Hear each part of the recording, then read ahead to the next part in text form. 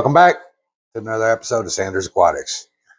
Tonight, we're going to teach you about breeding the ram cichlid. So we have a few different rams here.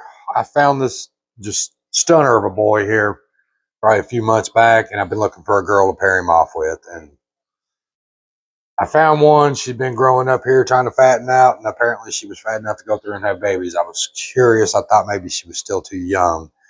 But she's a pretty girl too, so we're hopefully going to get some real pretty babies out of this. Setting up a tank to go through and breed these guys. These guys, they're not super hard to breed.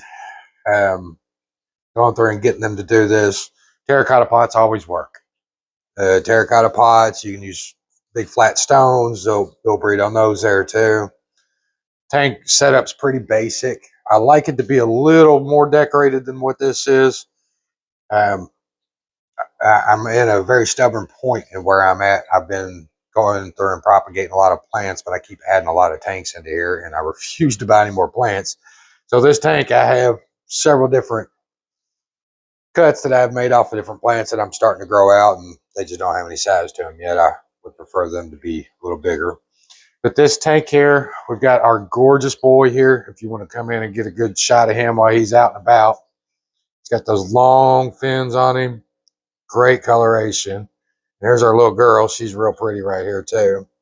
So the way to tell, if you look at the girl, and she's going to move here while we're sitting here doing this, the side of her, you'll see where she's got that almost rainbow coloration down the side of her. That's usually an indication of a girl ram. You get to looking real close at your boy. He doesn't have about midway body. There's no rainbow coloration coming down the side of him. That is usually the best way to go through and tell boys from girls. There's a lot of folks that say it's in the finnage, but like if you look at our girl that we have here, she's got real tall front spikes on her. From what people say, that is not supposed to, I guess she's going to keep following my finger. That is not supposed to be a girl. Not if you go by finnage and what they tell you is finnage. The same boy back there, he's got the same thing on the front of him. He is absolutely gorgeous. So you set this tank up. You want it at about 82 degrees. They're a little more finicky. I mean, as far as like trying to keep tank mates and things, just because of the temperature that they need. They're a pretty peaceful fish. They'll get along with most about anybody.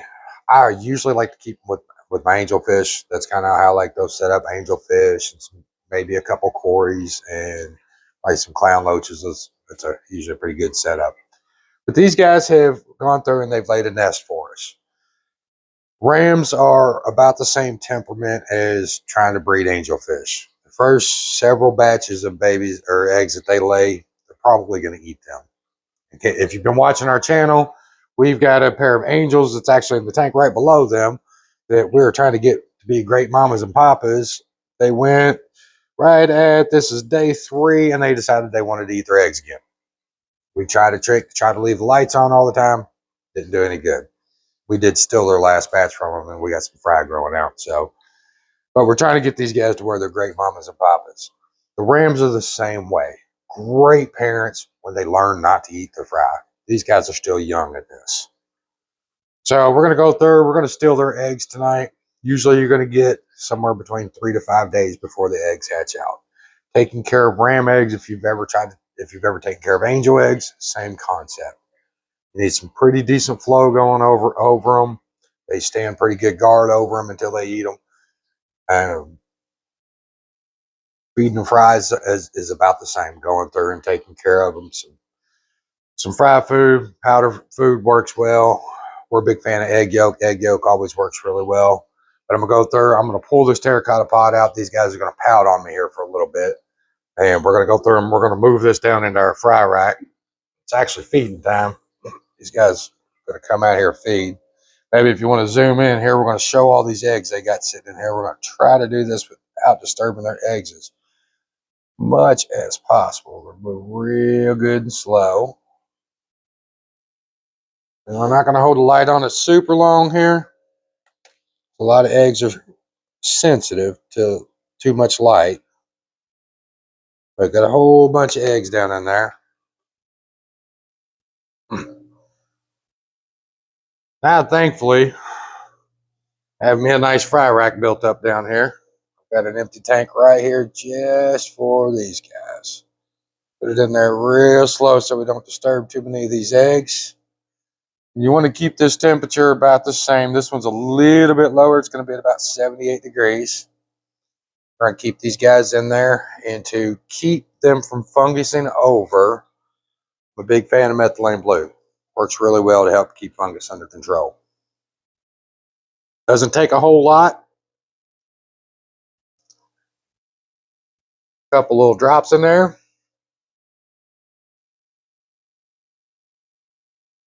That's going to be more than enough as that goes through and stirs out. And keep an eye out on it.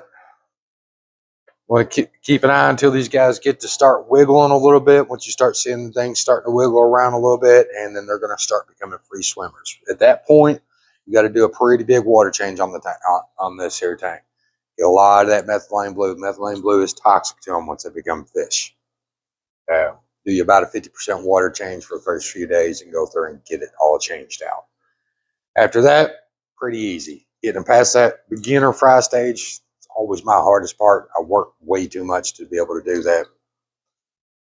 But we get a lot of them there. So keeping these guys, great fish, great mentality, great temperament. They seem to get along really well with just about everybody. You want to have at least a 20-gallon tank. If you're going to keep multiples of these guys, probably 30 to 40 gallons is going to be real good. A lot of hiding places. They can get a little bit aggressive with each other sometimes, especially the boys. But it's a pretty simple video. Just kind of how we set it up. Like I was saying, these guys are not hard to breed. Really, really simple fish to breed. Give them what they need. Get you a boy or girl. Let them pair off. Give them the right setup. Terracotta pots always work for these guys. Preferably more plants in there than what I have, and it'll get there. Those plants are starting to grow out. I got, I think, 10 or 12 cuttings that I put in there that'll grow out pretty quick. But if you have any questions, feel free to please ask us. All right, so I got to give a big shout out. So we had a gentleman that plugged us, is what I was told. That's I guess the hip thing. I'm old, so. But he was commenting and said some amazing words about our content and what we've been doing and our family interaction. And Mexicali Fish Keeper, and I appreciate the kind words. It warmed my heart. It was awesome. We are having a good time doing this. We're just trying to share some of this with the world. Any kind of input, advice, anything out there we can help somewhere, let us know. Everybody else, we really appreciate you. All the advice, all the tips, all the tricks. We're trying to apply what we can when we can. The fish that you're asking us to breed, we're trying to get it out there and breed everything that we can here for you guys. But you guys mean the world to us. We really appreciate it. Thanks for watching. Sanders Aquatics. Like and subscribe.